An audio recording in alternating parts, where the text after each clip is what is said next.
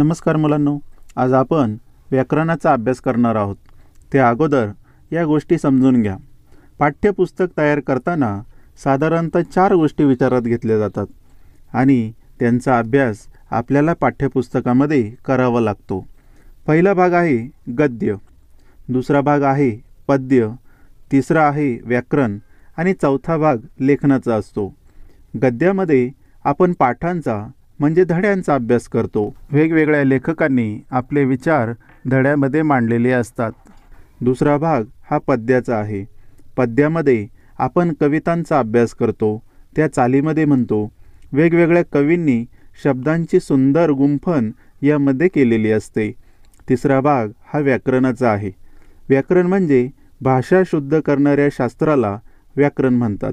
थोडक्यात व्याकरणात आपण भाषेचा शास्त्रशुद्ध व नियमबद्ध अभ्यास करतो. आणि चौथा भाग आहे लेखनाचा. यात आपण पत्रलेखन, उतारालेखन, जाहिरात लेखन, मुलाखती इत्यादींचा अभ्यास करतो. या 4ही भागांचा विचार करून पुस्तक तयार केले जाते. आज आपण या 4 भागांपैकी व्याकरणाचा अभ्यास करणार आहोत. चला तर मग सुरू करूया. भाषेचा अभ्यास करताना पहिल्यांदा आपल्याला शब्दांच्या जाती शिकाव्या लागतात. शब्दांच्या नाम, सर्वनाम, विशेषण आणि क्रियापद या 4 जाती आपण वेगवेगळ्या व्हिडिओद्वारे पाहणार आहोत. आज आपण नामाचा अभ्यास करणार आहोत. मुलांनो, आपल्या आजूबाजूला परिसरात बऱ्याच गोष्टी पाहायला मिळतात. या गोष्टींना वेगवेगळी नावे दिली आहेत. त्यांना आपण त्यांच्या नावाने ओळखतो. आता हे चित्र पहा आणि सांगा, यात तुम्हाला कोणकोणत्या वस्तू दिसतात? या चित्रामध्ये आपल्याला टेबल, पुस्तक, आरसा, पेपर, गाडी, बाहुली, टी व्ही आणि कप यासारख्या बऱ्याच वस्तू आपल्याला या चित्रामध्ये दिसतात. या वस्तूंना नावे आहेत म्हणून सहज ओळखता आणि सांगता आली. आता मला सांगा, या वस्तूंना नावेच नसती तर काय झालं असतं? पडला ना प्रश्न? आपल्या परिसरातल्या किंवा कोणत्याही वस्तूंना जर नावे नसती तर ती आपल्याला ओळखता आणि सांगता आलीच नसती. आपण फक्त त्यांच्याकडे पाहत बसलो असतो. या वस्तू पटकन ओळखता याव्यात म्हणून सर्वच वस्तूंना नावे दिली आहेत. एवढेच नाही तर प्राणी, पक्षी, फुलं, भाज्या, पदार्थ, ग्रहतारे, नद्या या सर्वांनाच नावे दिली आहेत म्हणून ओळखता येतात. अशा प्रत्येक गोष्टींना ही नावे दिलेली आहेत. आता आपलेच उदाहरण घ्या ना. आपल्याला सुद्धा नाव आहे. आपण नव्याने शाळेत गेलो तेव्हा शाळेतल्या बाईंनी किंवा सरांनी आपल्याला तुझे नाव काय आहे हेच विचारले होते. तेव्हा आपण आपले नाव सांगितले. आपला जन्म झाला तेव्हा आपल्या आईबाबांनी आपले नाव ठेवले. याच नावाने आपल्याला आज ओळखतात. जगातल्या प्रत्येक गोष्टीला नाव आहे. नाव नसलेली एखादी गोष्ट सापडणे मात्र दुर्मिळच आहे. ज्या गोष्टी आपल्याला डोळ्यांनी दिसतात त्यांना नाव आहेच, पण ज्या गोष्टी दिसत नाही किंवा कल्पना करतो त्यांना सुद्धा नाव आहे. पहा, आहे ना गंमत? हवा आपल्याला दिसत नाही, फक्त जाणवते ती स्पर्शावरून, पण तिला हवा म्हणतात. हवा हे नाव तिला दिलेलं आहे. अशा ज्या ज्या गोष्टींना नाव दिलेलं आहे त्यांच्या नावाला नाम असे म्हणतात. आता एवढं सगळं ऐकल्यावर आपल्याला नामाची व्याख्या कशी करता येईल? एखादी वस्तू, पदार्थ, सजीव निर्जीव घटक यांच्या दिलेल्या नावाला नाम असे म्हणतात. आपल्याला नामाची व्याख्या अजून एका प्रकारे करता येईल. एखाद्या वस्तूला, व्यक्तीला किंवा एखाद्या ठिकाणाला जे विशिष्ट नाव दिलेले असते त्याला नाम असे म्हणतात. या दोन्ही व्याख्यांपैकी कोणतीही एक व्याख्या लक्षात ठेवा आणि पाठ करा. एका ओळीत सांगायचे म्हणजे कोणत्याही वस्तूचे नाव म्हणजे नाम. आता हे चित्र पहा. यात कोणकोणती फळे दिसत आहेत? त्यांचे नाम म्हणजे नाव सांगा. या टोपल्यांमध्ये आपल्याला द्राक्षे, कलिंगड, संत्रे, स्ट्रॉबेरी, सफरचंद, किवी, केळी ही फळे आपल्याला दिसतात. ही सगळी त्यांची नावे म्हणजे नाम आहेत. आता हे दुसरे चित्र पहा आणि त्यातील नामे सांगा. या चित्रामध्ये वांगे, वाटाण्याच्या शेंगा, लसूण, टमॅटो, शिमला मिर्च, बीट, कांदा इत्यादी गोष्टी आपल्याला दिसतात. ही सगळी नामे आहेत. आता हे तिसरे चित्र पहा. यात कोणते प्राणी दिसतात त्यांची नावे ओळखा.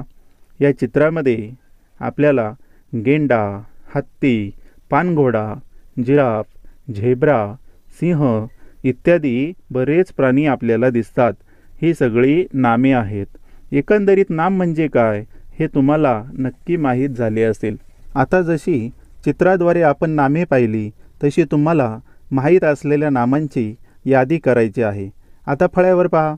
फुलांची नावे, पक्ष्यांची नावे, पाळीव प्राण्यांची नावे, नद्यांची नावे, पर्वतांची नावे, वस्तूंची नावे, मुलांची किंवा मुलींची नावे, देशांची नावे, धान्यांची नावे, ग्रह ताऱ्यांची नावे, गावांची किंवा शहरांची नावे आणि ऋतूंची नावे. यामध्ये येणाऱ्या नामांची तुम्हाला आपल्या वहीमध्ये यादी करायची आहे.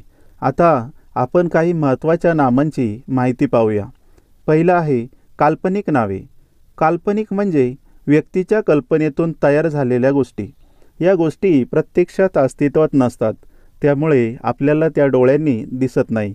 जसे परी तुम्हाला माहिती असेल, टी व्हीवर किंवा एखाद्या गोष्टीच्या पुस्तकात तुम्ही परी पाहिली असेल, जिच्या पाठीवर 2 पंख असतात आणि हातामध्ये एक जादूची छडी असते.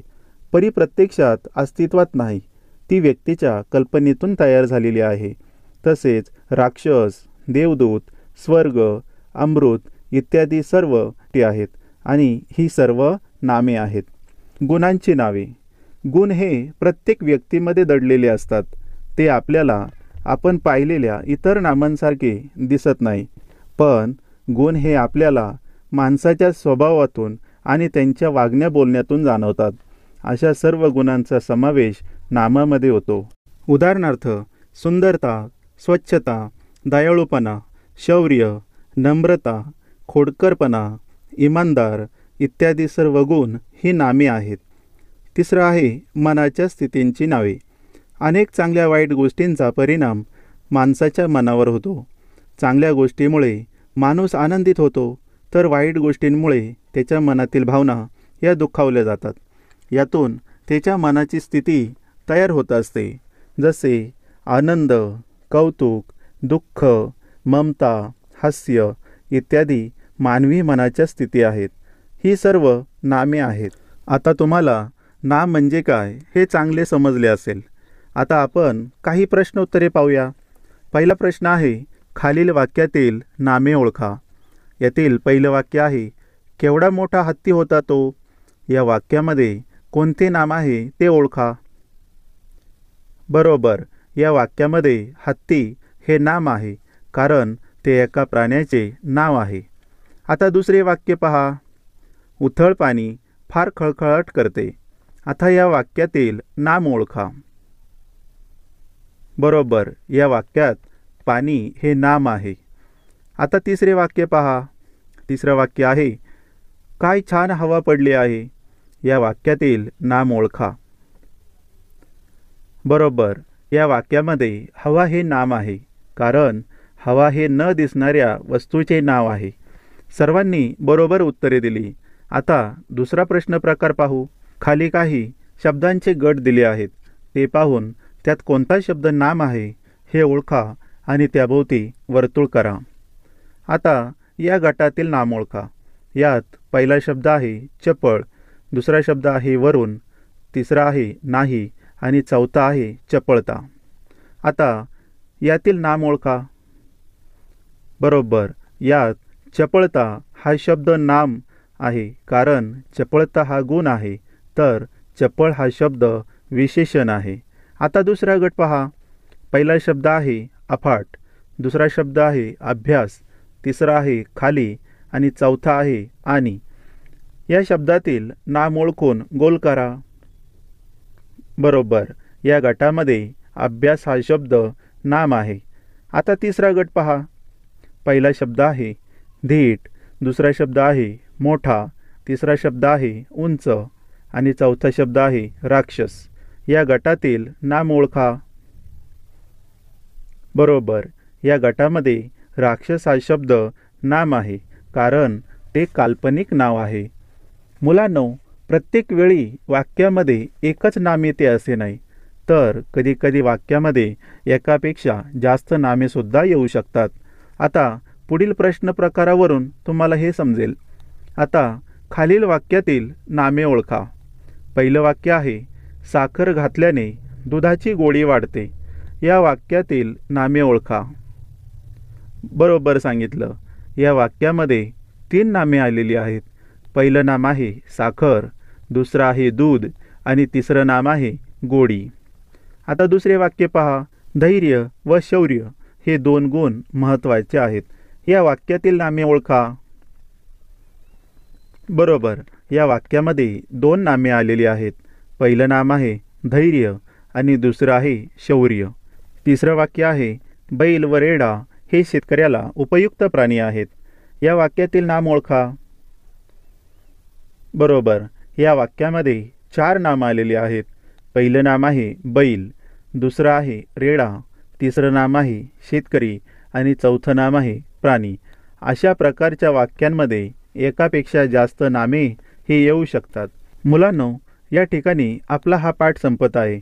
मगाशी व्हिडिओमध्ये सांगितल्याप्रमाणे तुम्ही सर्वांनी वहीमध्ये नामांची यादी करा. तसेच एखाद्या धड्यामध्ये येणारी नामे शोधून त्याखाली रेषा मारा आणि आपल्या वहीमध्ये ती लिहून काढा. या लिहिलेल्या नामांचा उपयोग करून एक वाक्य तयार करा. याचा सराव केल्यावर तुम्ही कधीही नाम विसरणार नाही. पुन्हा भेटूया अशाच नव्या व्हिडिओसोबत. तोपर्यंत वाचत रहा, शिकत रहा. धन्यवाद.